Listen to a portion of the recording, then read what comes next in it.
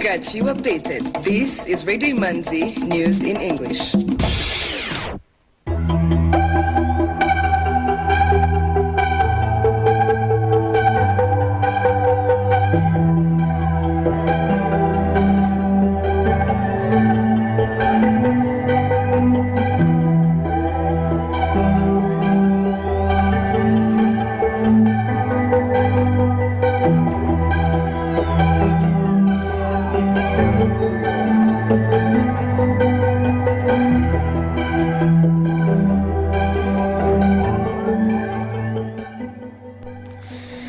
This is Radio Imanzi broadcasting from Kigali. Here is the news in English, brought to you by Fiona Umuganwa. The headlines.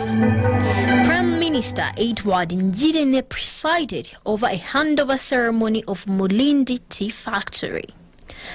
The governor of the Eastern Province called on the private sector federation to collaborate in order to achieve the desired development. Residents of Rusizi district in Butare sector have asked the authorities to bring infrastructure and development activities near them. China began its most extensive coronavirus lockdown in 2 years. Now the news in detail.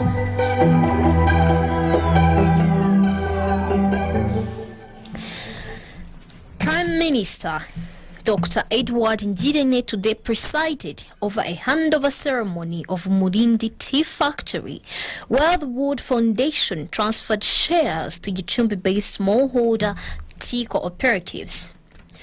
The factory was given to the Wood Foundation Africa in 2012 when the Rwandan government decided to delegate some of its activities to the private sector in order to expand and improve productivity. As of 2012, the Wood Foundation owned 55% of the factory's shares, while the public owned only 45%. That is to say, the Mulindi Tea Factory is now 100% in the hands of the smallholder tea cooperatives in Rwanda.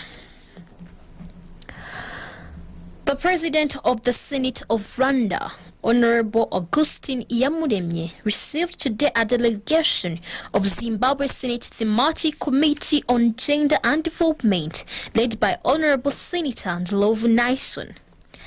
The delegation is in Rwanda for a benchmarking visit. Senators and members of the Committee on Political Affairs and Governance held talks with their counterparts from Zimbabwe. They shared experiences on gender equality monitoring and status of women representation in decision-making organs, among others. Senator Ndlovu said Rwanda has got 61% representation in the parliament, that is women representation, and that is commendable, and which is for that reason that they felt the need to come and share experiences learned from the practices Rwanda has as a country. Members of the Rwanda Women Parliamentary Forum interacted with the delegation of the Zimbabwe Senate Thematic Committee on Gender and Development and shared Rwanda's experience in women empowerment. Economists have pointed out some factors that should come into play for the prices of essential commodities to go down. The country is experiencing a rise in prices of commodities like cooking oil, soap, and sugar. The Ministry of Trade and Industry clarified that the prices did not just shoot up suddenly, but rather they have been increasing steadily over the last 2 years due to the disruptions in the food supply chain caused by the COVID-19 pandemic. Peter Kalimba, a lecturer of economics at the University of Kigali, noted that the price situation could improve in the coming months if the foreign countries from which Rwanda imports step up their production to how it used to be. The newly elected leaders of the Eastern Province's Private Sector Federation say they are ready to capitalize on the province's investment opportunities and encourage others to do the same. The governor of the Eastern Province called on the private sector federation to collaborate in order to achieve the desired development. The Eastern Province has a plethora of investment opportunities, the majority of which are based on agriculture and livestock, industry, tourism, trade, and mining. Residents of Rusizi district in Butare sector have asked the authorities to bring infrastructure and development activities near them in the sector. The activities carried out at the sector's trade centers are small businesses. In addition to those activities, the people who work in this sector are small farmers. Agriculture only provides them with food, which they claim does not help them develop and make money on long-term basis. Many of the residents of Butare sector move to other sectors to find work that pays well. According to the executive secretary of Butare sector, Kamari Chimonyo, the sector and district authorities are collaborating to bring development projects to the sector. The projects include construction of roads and tea and coffee plantations, which will provide residents with employment opportunities. We'll continue with some items of international news after the advertisement. Are you looking for the best language interpreting services for your next meeting, training workshop, or forum, in person or remotely? Look no further. Gemini Multimedia Limited offers high-quality and professional interpreting and document translation services in various fields of expertise. Based on the International Association of Conference Interpreters, AIC, and with a team of professionals with more than 10 years of experience in the field, you can rely on us for a smooth running of your next event. Locate Gemini Multimedia Limited on KG 14 Avenue 258 between Kagugu Health Center and Fawe Girls School. You can also call us on 0790-719-909 or visit www.geminimultimedia.org. Gemini Multimedia Limited. Speak clearly. Listen reliably.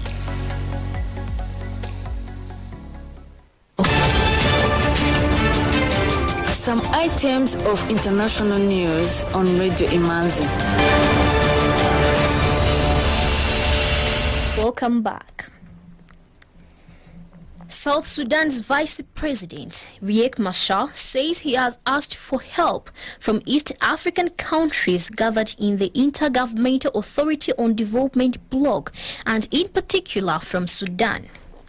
Machar, the embattled vice president, says he wants Sudanese head of state and top general Abdel Fattah Burhan to come to his aid against his president Salva Kiir. The new development comes as South Sudan government forces have reportedly surrounded the residence of Riek Machar in the capital Juba, but it's not clear if Mr. Machar is in the house. State prosecutors from 11 East African countries have vowed to tighten their cross-border cooperation and tackle money laundering crimes to combat wildlife crimes and other emerging transnational crimes. The commitments were made during the closing of the East Africa Association of Prosecutors Technical Committee meeting. Signed by all the members of the association, the partnership is expected to strip wildlife traffickers of their ill-gotten gains, disrupt networks, and send the message that wildlife crimes won't prevail. An impasse has hit the East African community once again, with Kenya being accused of taking a hardline stance on a proposal that would see contribution from partner states based on gross domestic product. The East African Community Finance and Administration Committee has raised the red flag over remittance areas amounting to $50 million, a situation that has left the Secretariat and its organs almost in limbo. Dennis Namara, chairperson of the East African Legislative Assembly's General Purpose Committee, which is responsible for the budget, says the East African integration agenda is suffering due to unreliable funding by partner states, partly blamed on an impasse on the formula for funding. But Kenya, which is the current East African Community chair and the region's largest economy, distanced itself from the blame, stating that member countries must fulfill their financial obligations to the bloc. That's the problem. Nairobi has cleared its dues. China began its most extensive coronavirus lockdown in 2 years today to conduct mass testing and control a growing outbreak in Shanghai. The citywide lockdown that will be conducted in 2 phases will be China's most extensive. Shanghai's Pudong Financial District and nearby areas will be locked down from today to Friday as mass testing gets underway. In the second phase of the lockdown, the vast downtown area will start its own 5-day lockdown Friday. Panic buying was reported with supermarket shelves cleared of food, beverages and household items. Additional barriers were being erected in neighborhoods with workers in hazmat suits staffing checkpoints. Israel hosted today a summit with the United States Secretary of State Antony Blinken and Arab ministers. It is the first time the Jewish state holds a meeting with 4 members of the Arab League, that is Morocco, Egypt, Bahrain and the United Arab Emirates. It comes almost 2 years after the Arab states normalized diplomatic ties with Israel. The group mainly discussed about the revival of the Iran nuclear deal and the consequences of Russia's invasion of Ukraine for the region. All attendees condemned the terrorist attack in the northern Israeli city of Hadera on Sunday night, which resulted in the death of 2 Israeli police officers. Russia has increasingly focused on grinding down Ukraine's military in the east in the hope of forcing Kiev into surrendering part of the country's territory to possibly end the war. The bulk of the Ukrainian army is concentrated in eastern Ukraine, where it has been locked up in fighting with Moscow-backed separatists in a nearly 8-year conflict. If Russia succeeds in encircling and destroying the Ukrainian forces in the country's industrial heartland called Donbas, it could try to dictate its terms to Kiev and potentially attempt to split the country in 2.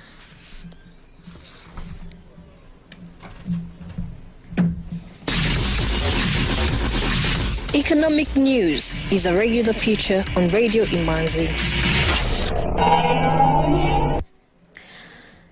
The Rwanda Stock Exchange Market Report. Today's trading session recorded 206,798,800 Rwandan francs worth of bonds traded in 3 deals on the fixed income market, and 306,000 Rwandan francs from 6,800 shares traded in 1 deal on the equities market. I&M Bank counter closed at 45 Rwandan francs. The trading session recorded a total turnover of 306,000 Rwandan francs from 6,800 shares traded in 1 deal. Bradgo closed the counter at 125 Rwandan francs, Bank of Kigali at 249 Rwandan francs, Simerwa at 120 Rwandan francs, M10 Rwanda at 180 Rwandan francs, Equity Bank at 440 Rwandan francs, Kenya Commercial Bank at 370 Rwandan francs, National Media Group at 1,200 Rwandan francs, Uchuri Supermarket at 104 Rwandan francs, and RH Buffalo closed the counter at 526 Rwandan francs as the market closed. The currency market review of today. The Kenyan shilling buying price was 8.7 Rwandan francs and the selling price was 8.9 Rwandan francs. Tanzanian shilling buying price was 0.43 Rwandan francs and the selling price was 0.44 Rwandan francs. Ugandan shilling buying price was 0.283 and the selling price was 0.286. Burundian franc buying price was 0.49 and the selling price was 0.5. The US dollar buying price was 1,007 and the selling price was 1,028. The British pound buying price was 1,325 and the selling price was 1,351. The euro buying price was 1,104 and the selling price was 1,126 Rwandan francs. Today's weather forecast from the Rwanda Meteorology Department. From 6 in the evening to midnight, rain is expected in Nyamagabe, Nyaruguru, Gisagara, Nyanza, Musanze, Burera, and Gakenke districts, while the rest of the country is expected to be mostly cloudy. The average wind speed expected is of between 3 meters per second and 4 meters per second. From midnight to 6 in the morning, it is expected to be mostly cloudy in all parts of the country.